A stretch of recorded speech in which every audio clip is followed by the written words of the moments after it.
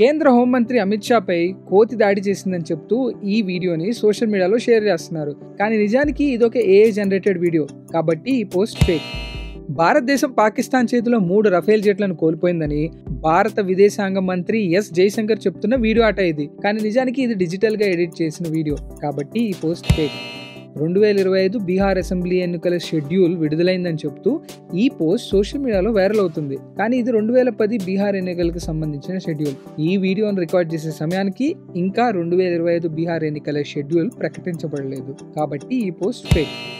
బంగ్లాదేశ్లో హత్యకు గురైన ఒక హిందూ మహిళ శవాన్ని ఈ ఫోటో చూపిస్తుందట. కానీ నిజానికి ఈ ఫోటోలో కనిపిస్తున్న మహిళ ఒక బంగ్లాదేశీ ముస్లిం. తన భర్త మాజీ భార్య బంధువులు ఆమెను కిడ్నాప్ చేసి హింసించిన సంఘటనకు చెందిన ఫోటో ఇది. ఈమెను పోలీసులు రక్షించారు, అలాగే ఆమె బతికే ఉంది కాబట్టి ఈ పోస్ట్ ఫేక్.